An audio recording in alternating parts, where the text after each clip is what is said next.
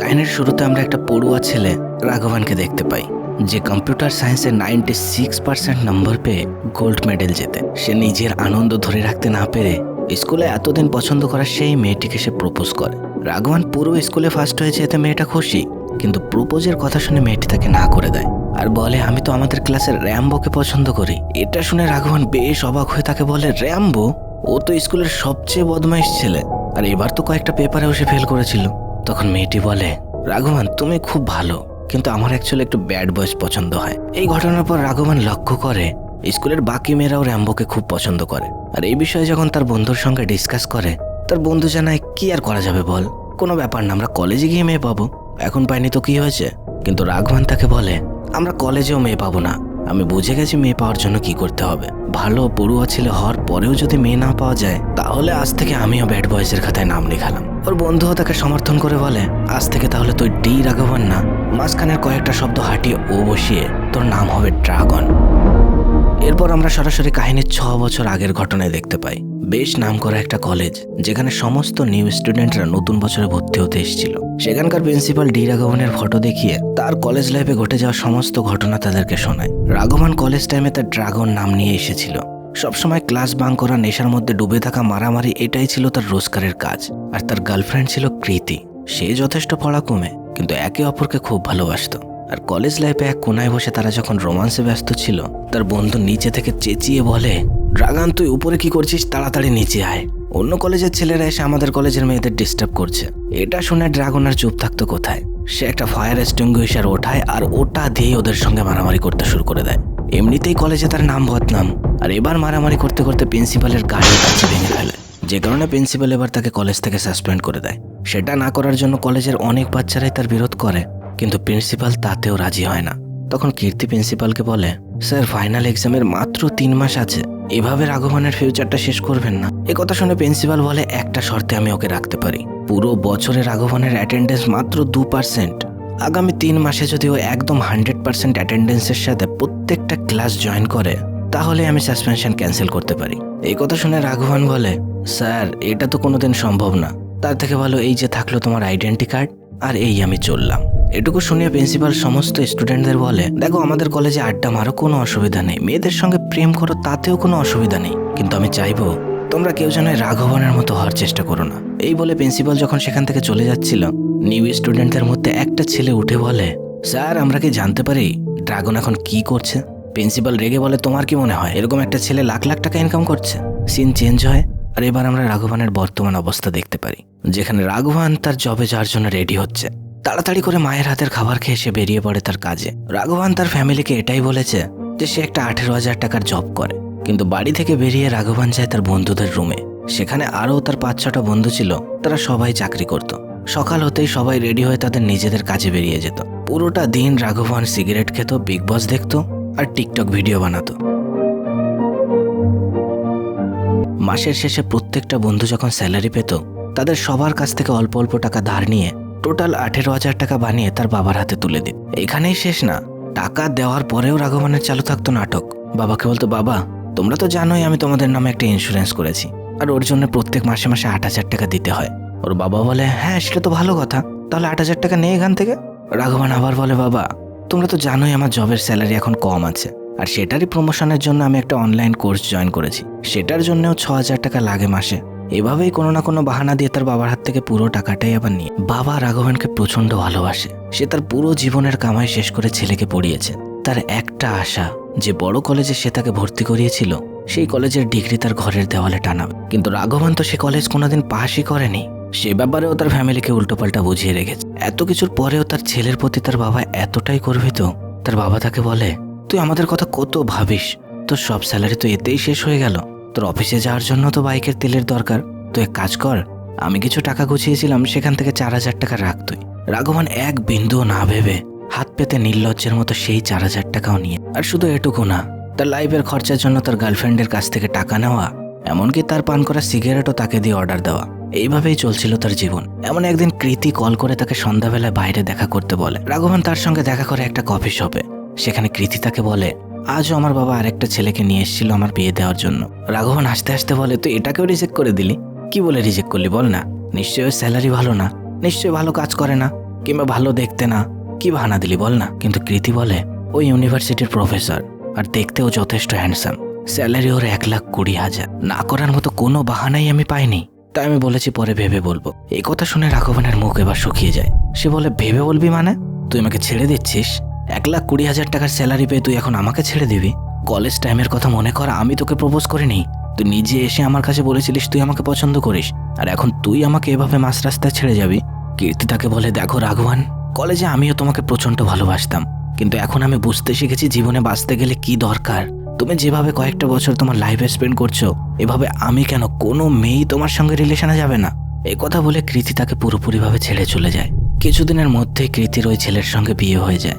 আর এদিকে দুঃখে কাতরে খাওয়া দাওয়া নাওয়া ঘুম সব বন্ধ করে রাঘবানের অবস্থা একদম মরার মতো। বাইক চালাতে চালাতে হঠাৎ একদিন তার চোখ বন্ধ হয়ে আসে, যে কারণে রাঘবান প্রচণ্ড আঘাত পায়। বন্ধুরা ধরাধরি করে তাকে হসপিটালে নিয়ে যায়। সেখানকার নার্স তার ব্যান্ডেজ করতে করতে তাকে বলে হঠাৎ চোখ বন্ধ হয়ে যাওয়া এরকম নর্মালি অনেকদিন না ঘুমানোর জন্য হয়। তাই আমি বলবো ভালো ঘুমের সাথে সাথে তুমি তোমার ক্যারিয়ারের দিকেও ফোকাস করো, জীবনে আবার খুশি ফিরে পাবে। এরপরেও বেশ কয়েকটা মাস কেটে যায়। রাঘবান এবার ডিসাইড করে নেয় আমি এমন কোনো কাজ করব যাতে আমার স্যালারি হবে 1,20,001 টাকা, কৃতির বরের থেকে 1 টাকা হলেও বেশি। কিন্তু কি করব আমি? শর্টকাট উপায় এরকম কি আছে? আরও কিছুদিন সময় এভাবেই কেটে যায়। একদিন যখন সমস্ত বন্ধুরা একসঙ্গে মাঠে ক্রিকেট খেলছিল, সেখানে সেদিন গৌতম নামের একজন তাদের সঙ্গে খেলার জন্য রিকোয়েস্ট করে। দিন শেষে খেলা শেষ হলে গৌতম সবাইকে তার ফ্ল্যাটে পার্টির জন্য আমন্ত্রণ করে, যেখানে সেদিন রাতে পার্টিতে তার বউও ছিল। কিন্তু একদিনের দেখাতে এত টাকার পার্টি, এত আনন্দ, এত ফুর্তি, নির্দ্বিধায় সে হাজার হাজার টাকা এভাবেই উড়িয়ে দিচ্ছিল। সেখানে থাকা সবারই মনে একটাই কোশ্চেন, গৌতম কি এমন কাজ করে যে সে এত টাকা খরচ করছে? যাই হোক, সেখানে সমস্ত লোক আনন্দ ফুর্তি করলেও রাঘবান একা ব্যালকনির কাছে গিয়ে উদাস হয়ে পড়েছিল। আর গৌতম তার কাছে গিয়ে তার কারণ শুনলে রাঘবান তার লাইফের সমস্ত স্টোরি তাকে শুনিয়ে দেয় আর বলে এখন আমি এমন কিছু করতে চাই যাতে কৃতির বর থেকে আমি 1 টাকা হলেও বেশি ইনকাম করতে পারি, কিন্তু আমার কাছে তো ইউনিভার্সিটির ডিগ্রিই নেই। কি করব এখন আমি কিছুই বুঝতে পারছি না। গৌতম হেসে বলে এটাই টেনশন তোমার? আমার কাছেও কোনো ডিগ্রি নেই, কিন্তু এখন আমার কাছে ভালো চাকরি আছে, ভালো মাইনে আছে, আর তার সাথে সাথে ভালো বউও। তোমাকে আমি একটা এজেন্টের নাম্বার দিচ্ছি, ওর সঙ্গে কন্ট্যাক্ট করো। ডিগ্রি তার কাছে কিছুই না। গৌতমের কথা মতো রাঘবান সেই লোকটার সঙ্গে দেখা করে। লোকটা তাকে জানায় 1,20,000 টাকা স্যালারির জন্য তুমি যে কলেজ থেকে ফেল করেছিলে আমি ওই কলেজেরই ডিগ্রি বানিয়ে দেবো, আর তার সাথে সাথে এখান থেকে ইন্টারভিউ দিয়ে ভালো একটা কোম্পানিতে চাকরিতেও ঢুকিয়ে দেবো। তার জন্য তোমাকে শুধু এই অ্যামাউন্টটা পেমেন্ট করতে হবে। এটা শুনে রাঘবান বলে 10,000 টাকা? এটা তো আমি এক্ষুনি নিয়ে আসছি। লোকটা তখন রেগে বলে আব্বে ওটা 10,000 না, ওটা 10 লাখ। এটা দেখে রাঘবানের একদম মন ভেঙে যায়, কারণ সে 10 লাখ টাকা কোথা থেকে জোগাড় করবে। ওই রকম উদাস মন নিয়ে সেদিন যখন বাড়িতে সে খাবার খাচ্ছিল, মা বাবাকে জানায় বাবা আমার কোম্পানিতে 1 লাখ টাকার স্যালারিতে আমার প্রমোশন হবে। শোনা মাত্রই তার মা বাবা প্রচণ্ড খুশি হয়, কিন্তু তারা এটা বুঝতে পারে না প্রমোশন হবে এটা তো খুশির খবর, তারপরেও এরকম মুখ কালো করে কেন বসে আছিস? রাঘবান বলে বাবা তার জন্য আমার কোম্পানিকে 10 লাখ টাকা দিতে হবে। রাঘবানের মা এটার জন্য মোটেও রাজি হয় না, কারণ সে জানে তার বাবা অলরেডি অনেক কিছুই বিক্রি করে তার ছেলেকে পড়িয়েছে, কিন্তু বাবা ছেলের মুখের দুঃখ দেখতে চায় না। তাই গ্রামের সমস্ত প্রপার্টি বিক্রি করে 10 লাখ টাকা জোগাড় করে তুলে দেয় রাঘবানের হাতে।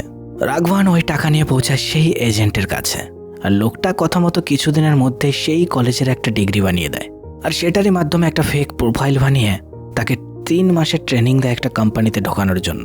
এবার সময় আসে ইন্টারভিউয়ের, কিন্তু ইন্টারভিউ দেওয়ার মতো অত কনফিডেন্স তার মধ্যে নেই। ওই এজেন্টেরই ঠিক করা লোকটা বলে তোমার কোনো টেনশন নেই, তোমার শুধু মুখ নাড়াতে হবে, উত্তর সব আমিই দেবো। এটা শুনে রাঘবান বলে টিকটকের মতো? ওটাতে তো আমি একদম এক্সপার্ট। সময় আসে, রাঘবান একটা সফটওয়্যার কোম্পানিতে অনলাইন ইন্টারভিউ দেয়, যেখানে সে রুমের মধ্যে ল্যাপটপের সামনে বসেছিল, আর এদিক থেকে যে সমস্ত জিনিস তার কাছে শোনা হচ্ছিল রাঘবানের পাশে থাকা ছেলেটা তার উত্তর দিচ্ছিল, আর রাঘবান শুধু ঠোঁট নাড়াচ্ছিল। কিন্তু কোম্পানির ওই লোকটার একটু সন্দেহ হয়, আর সে বলে নেটওয়ার্কের কারণে তোমার মুখটা আর তোমার কথা যেন কেমন সরে সরে যাচ্ছে, তুমি কি একটু কাছে আসতে পারবে? কথাটা শুনে রাঘবান একটু ঘাবড়ে যায়, কিন্তু ভয় সে পায় না। এরপর কোম্পানির লোকটা বলে তুমি পুরো ঘরটা একবার কি ঘুরিয়ে দেখাতে পারবে, কারণ আজকাল ফেক ইন্টারভিউ প্রচণ্ড পরিমাণে হচ্ছে। রাঘবান তার ল্যাপটপ ঘোরাতে থাকে, আর তার হয়ে ইন্টারভিউ দেওয়া লোকটা তার পেছনে পেছনে ঘুরতে থাকে। বাকি ইন্টারভিউতে রাঘবান ফুল কনফিডেন্সের সাথেই মুখ নাড়ায়। ইন্টারভিউ দেওয়া লোকটা তার কনফিডেন্স দেখে সত্যি ইমপ্রেস হয়, যে কারণে তার স্টার্টিং স্যালারি অফার করে 1,60,000 টাকা। রাঘবান সেই কোম্পানি জয়েন করে ফেলে, রাত দিন লাগিয়ে দেয় কোম্পানির ওই কাজ শেখার জন্য। কারণ এজেন্ট তাকে বলেই দিয়েছিল কোম্পানিতে তো আমরা ঢুকিয়ে দেব, কিন্তু তারপর তারা যদি ঠিকঠাক কাজ না দেখতে পায় তাহলে তারা যদি বের করে দেয় সে দায়িত্ব আমরা নেব না। তাই রাঘবান সময়ের আগে অফিসে আসে, অফিস শেষ হয়ে গেলেও তারপরেও কাজ করে। আর এভাবেই রাঘবান ওই কোম্পানির কাজ সে একটু বেশি ভালো করে শিখে নেয়। সময় যেতে থাকে 1 বছর, 2 বছর, 3 বছর। রাঘবান তার সমস্ত শখও পূরণ করতে শুরু করে। কোম্পানিতেও প্রত্যেক বছর লাগাতার বেস্ট এমপ্লয়ের অ্যাওয়ার্ডও পায়। কোম্পানির অফিসার তার উপর খুশি হয়ে 2.5 লাখ টাকার স্যালারিতে তাকে টিম লিডারের পজিশন দেয়। তার লাইফে এখন সবকিছু এতই ভালো চলছিল যে সে 4 কোটি টাকার একটা বাড়ি পছন্দ করে লোনের মাধ্যমে সেটা নিয়ে নেয়। দামি গাড়ি, দামি বাড়ি, সমস্ত কিছু নিয়ে গৃহপ্রবেশের দিনে গ্রামের বেশ কয়েকজন লোককে ডেকে তাদের আমন্ত্রণ করে সেখানে খাওয়ায়। আর তাদেরই মধ্যে একজন খাওয়া দাওয়া শেষ করে যখন বাড়ি ফিরছিল, তারা রাঘবানের মা বাবাকে বলে তোমাদের এখন ভালো একটা মেয়ে দেখে ওর বিয়ে দিয়ে দেওয়া উচিত। এই কথা শুনে রাঘবানের বাবা বলে আমাদের হাতে তো সেরকম জানাশোনা কেউই নেই, তোমার হাতে যদি সেরকম কোনো ভালো মেয়ে থাকে তাহলে সেখানেই নিয়ে চলো না। লোকটি ভেবে চিন্তে রাঘবানের ফ্যামিলিকে একটা বড় বিজনেসম্যানের বাড়িতে নিয়ে যায় তার ছোট মেয়ের জন্য। বাড়িঘর দেখা মাত্রই রাঘবানের মা বাবা প্রথমে একটু দ্বিধাবোধ করতে থাকে। তারা লোকটিকে বলে আমাদের সঙ্গে কি এদের স্ট্যাটাস মানায়? এরা যদি আমাদের অপমান করে দেয়, কোথায় এরা আর কোথায় আমরা? কিন্তু ওই বাড়ির মালিক পরশুরাম সত্যি ভালো মনের মানুষ ছিলেন। তারা রাঘবানের ব্যাকগ্রাউন্ড জানা সত্ত্বেও তাদের বর্তমান অবস্থা দেখে এই বিয়ের জন্য রাজি হয়ে যায়। কিন্তু পল্লবী বলে এভাবে কিভাবে হয়? আমিও নিজের মতো করে ছেলেকে চেক করতে চাই, যাতে আমরা একে অপরকে ভালো করে জানতে পারি। মডার্ন যুগ, তাই পল্লবী রাঘবানকে আজ রাতে ডেটের জন্য নিয়ে যেতে বলে। সেদিন সন্ধ্যাবেলায় যখন রাঘবান তাকে নিতে আসে, পল্লবী গাড়ির দরজা খোলার আগেই রাঘবান নিজেই সেটা খুলে দেয়। এটা দেখে পল্লবী মনে মনে ভাবতে থাকে ছেলের মধ্যে ম্যানার্স তো আছে। সে রাঘবানকে বলে এসব ডিনার টেনার কি করবে, চলো না আমরা কোথাও নাইট ক্লাবে যাই, সেখানে না হয় একটু ড্রিঙ্ক ডান্স এসব করব। আর সেখানে গিয়ে পল্লবী যখন ড্রিঙ্ক করে রাঘবানকে ড্রিঙ্ক করতে বলে, আমি কার ড্রাইভিং করবো এই বলে রাঘবান ড্রিঙ্কের জন্য মানা করে দেয়। ছেলের মধ্যে রেসপন্সিবিলিটি আছে। পল্লবী নেশার ঘরে ডান্স করার সময় রাঘবান এটা দেখতে থাকে আশেপাশে যাতে অন্য কারোর সাথে ধাক্কা না লাগে। পল্লবী সেটা বুঝতে পেরে ধরে নেয় রাঘবান তো প্রোটেক্টিভও। ওই দিন রাতে সিএসকে আর আরসিবির ম্যাচ চলছিল। সেখানে সিএসকে জিতে যাওয়ায় সমস্ত চেন্নাই ফ্যান আনন্দ ফুর্তি করতে থাকে, তার সাথে সাথে পল্লবীও। কিন্তু রাঘবানকে উদাস দেখে সে বলে তুমি যে এত উদাস, তুমি কি সিএসকে ফ্যান না? এই কথায় রাঘবান বলে আরসিবি হেরেছে তো কি হয়েছে, তার জন্য ওকে আমি ছেড়ে দিতে পারি না। এই কথা শুনে পল্লবী বুঝে যায় রাঘবানের মতো লয়াল ছেলে আমি আর কোথায় পাবো। আর সবশেষে সেদিন রাতে বাড়ি ফেরার সময় পল্লবী যখন তার পুরনো রিলেশনের ব্যাপারে শোনে, রাঘবান নির্দ্বিধায় সমস্তটা বলে দেয়। পল্লবী ধরেই নেয় রাঘবান কোনোদিন তার থেকে কোনো কিছু লুকোবে না, আর সমস্ত কিছুতেই সে তার জন্য ফিট। বিয়ের ডেট থেকে শুরু করে হানিমুনের প্ল্যান, সমস্ত কিছু কনফার্ম হয়ে যায় তাদের মধ্যে। এই পর্যন্ত রাঘবান তার লাইফে উপরের দিকে সিঁড়ি শুধু চড়েই যাচ্ছিল। কিন্তু সেদিন রাঘবান যখন তার অফিসে যাচ্ছিল, ট্রাফিকে দাঁড়িয়ে থাকার সময় সে পল্লবীর সাথে যখন ভিডিও কলে কথা বলছিল, তখন পল্লবী বলে তুমি আমার সব কথা শোনো, তুমি কি আমার জন্য সিগারেটটা ছাড়তে পারবে? এই কথা শুনে রাঘবান বলে নর্মালি সবাই কি বলে, ছেড়ে দেবো, কাল ছাড়বো, পরশু ছাড়বো, কিন্তু আমি তোমাকে কথা দিচ্ছি এই আমি আমার সিগারেট শেষ টান দিয়ে পুরোপুরি ছেড়ে দিলাম। বলে সে সিগারেটটা ছুঁড়ে ফেলে আর বেরিয়ে যায় অফিসের দিকে। আর দুর্ভাগ্যবশত ওই সিগারেট গিয়ে পড়ে তার কলেজের সেই প্রিন্সিপালের গাড়িতে। প্রিন্সিপাল রাঘবানকে দেখা মাত্রই চিনতে পারে। প্রিন্সিপাল কিছুতেই বুঝে উঠতে পারে না এর মতো একটা লাফাঙ্গা ছেলে এত দামি গাড়ি, এত দামি পোশাক, কি করে ছেলেটা এখন। সমস্ত কিছু জানার জন্য পিছু করতে করতে সে পৌঁছে রাঘবানের অফিসে। এদিকে রাঘবান অফিসে ঢোকার সাথে সাথে তার সিনিয়র তাকে বলে রাঘবান তোমার 5 মাসের মধ্যে অফিস ছাড়তে হবে। এই কথা শুনে রাঘবান তো প্রথমে প্রচন্ড ভয় পেয়ে যায়, কিন্তু ওপাশ থেকে সেলিব্রেট করতে করতে বলে তোমাকে কোম্পানি আরো বেশি স্যালারির সাথে আমেরিকা পাঠাচ্ছে। রাঘবান যেন খুশি আর ধরে রাখতে পারে না, সবাই তাকে শুভেচ্ছা জানাতে থাকে। এমন সময় কলেজের প্রিন্সিপাল পৌঁছায় সেই সিগারেটটা হাতে নিয়ে। প্রিন্সিপাল সিগারেটটা দেখে সমস্ত কিছু বললে রাঘবান সেটার জন্য সরি জানায়। কিন্তু প্রিন্সিপালের মনের মধ্যে থাকা কিউরিসিটি এখনো শেষ হয়নি। সে বলে কোনো ডিগ্রি ছাড়া তুই এত বড় অফিসে কাজ করছিস 3.5 লাখ টাকা স্যালারিতে, কিভাবে সম্ভব হলো এটা? রাঘবান ভয়ে চুপ করে থাকলে প্রিন্সিপাল বলে তোর অফিসারকে ডাক, আমি তার কাছেই শুনে নিচ্ছি। রাঘবান ফেক ডিগ্রির সমস্ত কথা বলে প্রিন্সিপালের পা জড়িয়ে ধরে তাকে কিছু বলতে মানা করে। আরও বলে স্যার আমি রাত দিন খেটে এই কোম্পানিতে প্রমোশন পেয়েছি, এর জন্য আমি কোনো শর্টকাট ব্যবহার করিনি। প্লিজ আপনি আমার সিনিয়রকে কিছু বলবেন না, তার জন্য আপনি যা বলবেন আমি তাই করব। তখন প্রিন্সিপাল বলে তোমার মতো সমস্ত ছেলেরা যদি এরকম ফেক ডিগ্রি নিয়ে টাকা দিয়ে চাকরি করে, তাহলে ওই সমস্ত ছেলেদের কি হবে যারা কষ্ট করে দিনরাত খেটে ডিগ্রি অর্জন করে? আর সেই সমস্ত ছেলেদের নিশ্চয়ই তোমার বোকা মনে হয়। আমি কথা দিচ্ছি তোমার ব্যাপারে আমি কাউকে কিছু বলবো না। কিন্তু একটা শর্তে। এইবারের ব্যাচের 3 মাস পরে ফাইনাল এক্সাম। তুমি কলেজ জয়েন করে এই 3 মাসের মধ্যে সমস্ত সাবজেক্টে পাশ করে ডিগ্রি অর্জন করবে, তাও 100% অ্যাটেন্ডেন্সের সঙ্গে। এই অবস্থায় এটা কোনোভাবে সম্ভব না। সে তার কলেজ লাইফের সমস্ত কিছু ভুলে গেছে, তাই সে প্রিন্সিপালকে অন্য কিছু শর্ত রাখার জন্য বলে, কিন্তু প্রিন্সিপালের এই একটাই শর্ত। তাই না চাইতেও রাঘবানের এই শর্তে রাজি হয়ে যেতে হয়। রাঘবান তার কোম্পানির বসের কাছে যায়।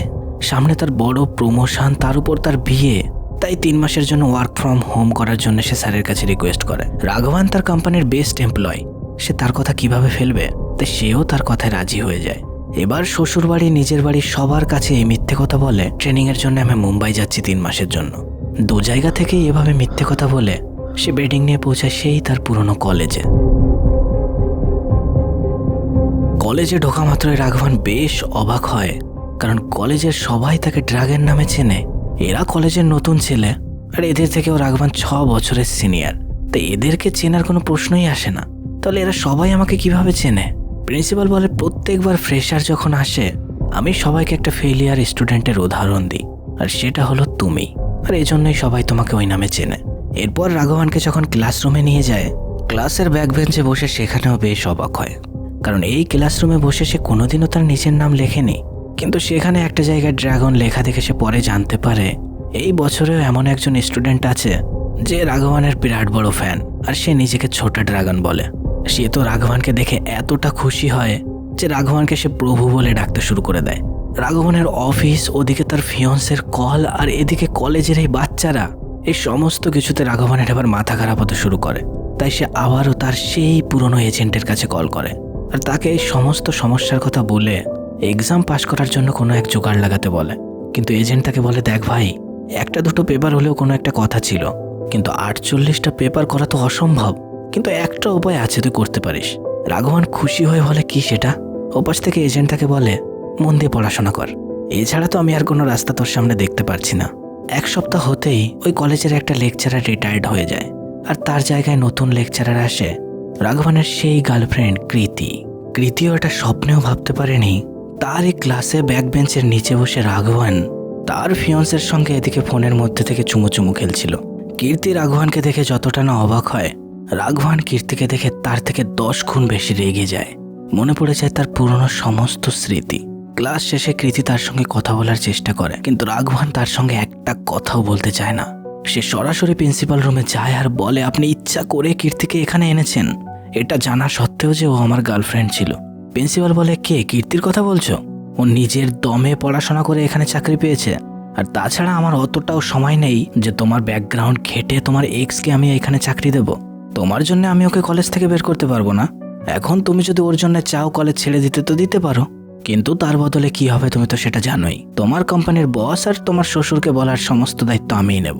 রাঘবান রেগে বলে, আপনি কি বলবেন? আমি নিজেই গিয়ে আজ সমস্ত সত্যিটা বলে দেবো, তাতে আমার বিয়ে ভেঙে যায়, যাক, আমার তাতে কিচ্ছু যায় আসে না। এই রাগে রাঘবান রুমে গিয়ে যখন তার সমস্ত জামা কাপড় গোছাতে শুরু করে, ঠিক তখনই তার কাছে তার এক বন্ধুর কল আসে, যে তাকে একটা ভিডিও চেক করতে বলে। ভিডিওতে রাঘবান দেখতে পায় আজকের নিউজ, যেখানে ফেক ডিগ্রি নিয়ে চাকরি পাওয়া সেই গৌতম সবার ব্যাকগ্রাউন্ড চেক করার সময় কোম্পানিতে তার জাল সার্টিফিকেট ধরা পড়ে গেছে, যে কারণে তার চাকরি তো বরখাস্ত হয়েছেই, পুলিশও তাকে এখন জেলে ধরে নিয়ে যাচ্ছে। এর মধ্যেই আবার তার কোম্পানি থেকে তার বস কল করে, যে তাকে বলে, রাঘবান, তুমি নিউজ তো অবশ্যই দেখেছো, আজকাল ফ্রড প্রচন্ড পরিমাণে বেড়ে যাচ্ছে। আই থিঙ্ক আমাদের কোম্পানিটা সবার ব্যাকগ্রাউন্ড চেক করা উচিত, তাই না? রাঘবান ভয়ে উত্তরে কি বলবে কিছুই বুঝতে পারে না। সে হ্যাঁ বলে ভয়ে ভয়ে ফোন কেটে দেয়। রাঘবান যেন এখন চারিদিক থেকে ফেসে গেছে, তার কাছে এখন আর এই পরীক্ষা দেওয়া ছাড়ার কোনো অপশন বেঁচে নেই। সে উদাস হয়ে সেদিন যখন কলেজ ক্যাম্পাসের হোস্টেলের উপর বসেছিল, রাতে কীর্তি তার কাছে আসে। রাঘবান কীর্তির কোনো কথা শুনতে চায় না। রাঘবান রাগে দুঃখে তাকে মারতে গেলে তখন কীর্তি তাকে বলে, তুমি মারতে চাইলে আমাকে মারো, কিন্তু একবার আমার কথাটা তো শোনো।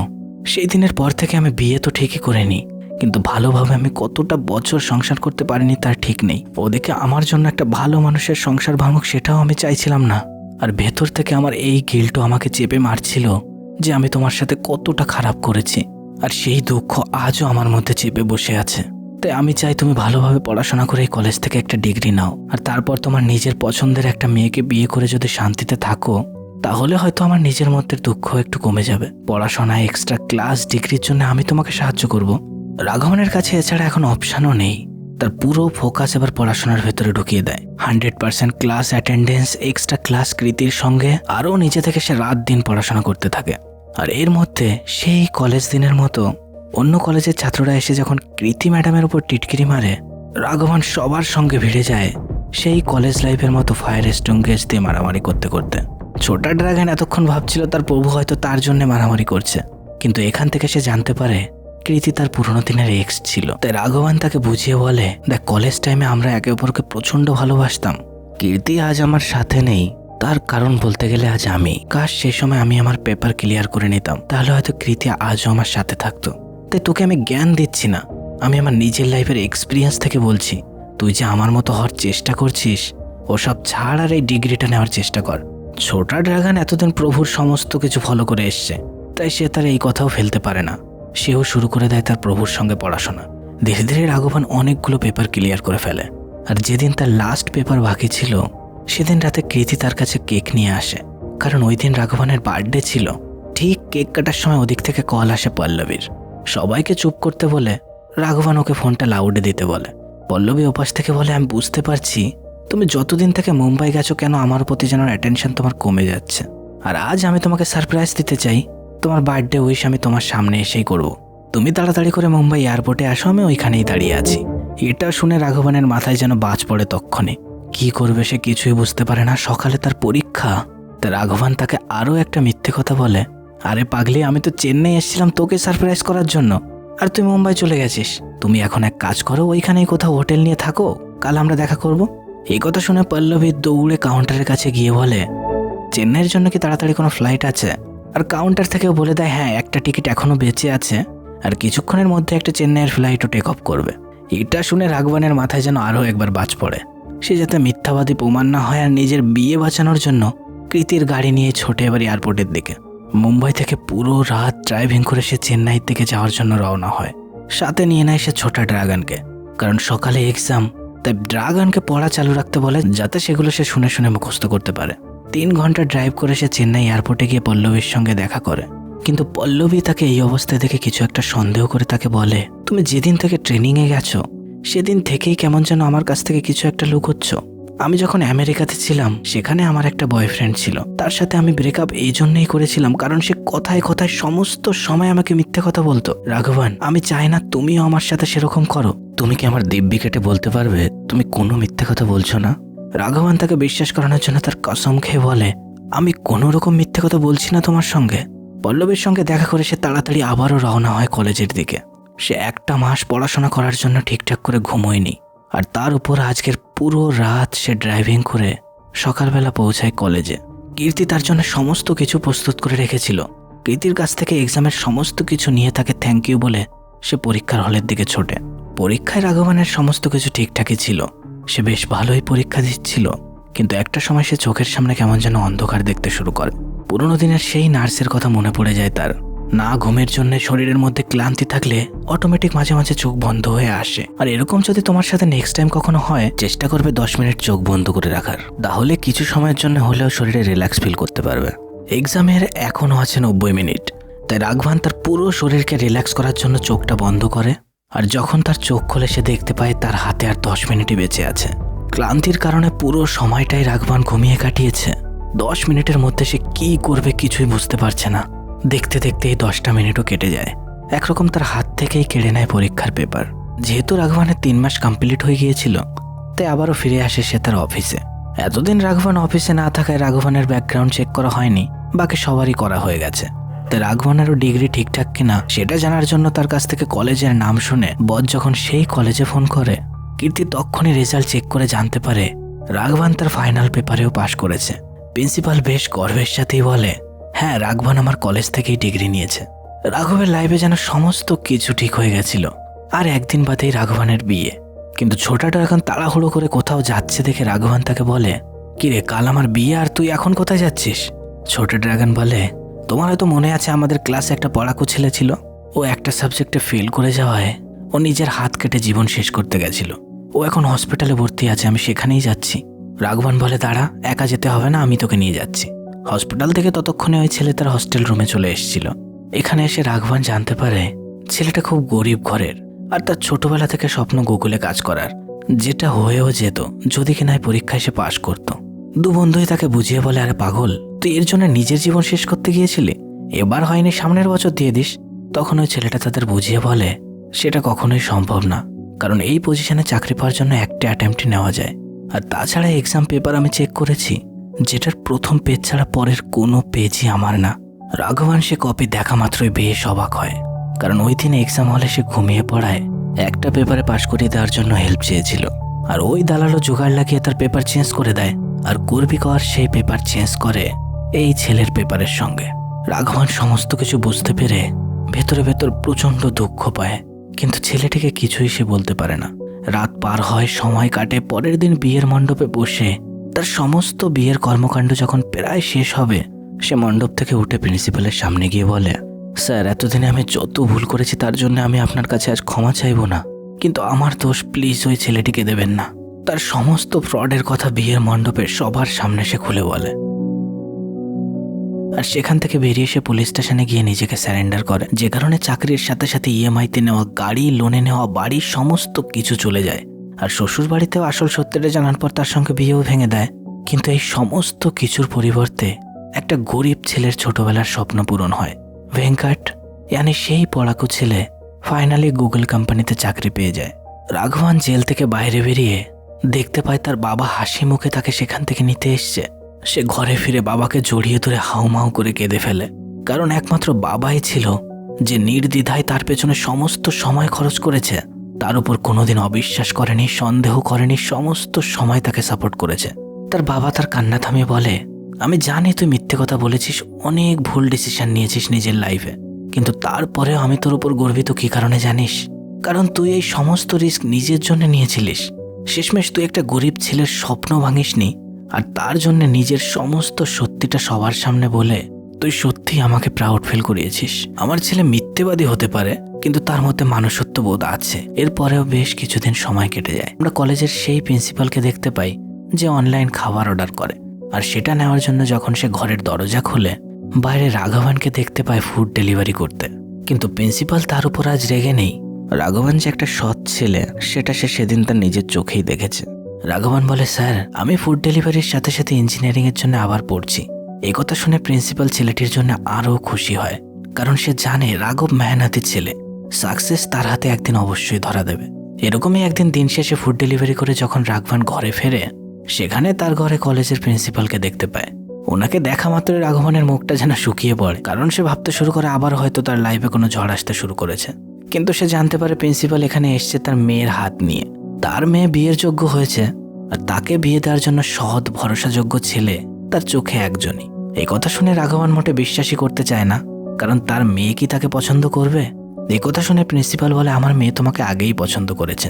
সেদিন ট্রাফিকে যখন তুমি আমার গায়ে সিগারেট ফেলেছিলে তার কিছুক্ষণ আগে আমার মেয়ের সঙ্গেই কথা হচ্ছিল, আর সেদিন ম্যাট্রিমনি সাইডে তোমার প্রোফাইল দেখে তোমাকে পছন্দ করে আমাকে সেন্ডও করেছিল, কিন্তু তখন আমি আমার মেয়েকে এই বিয়ের জন্য না করে দিয়েছিলাম। কিন্তু এখন আমি জানি তোমার মতো আরেকটা ছেলে পাওয়া তো অসম্ভব। যদি তুমি আমার মেয়েকে পছন্দ করো তাহলে আমি বিয়ের জন্য রাজি।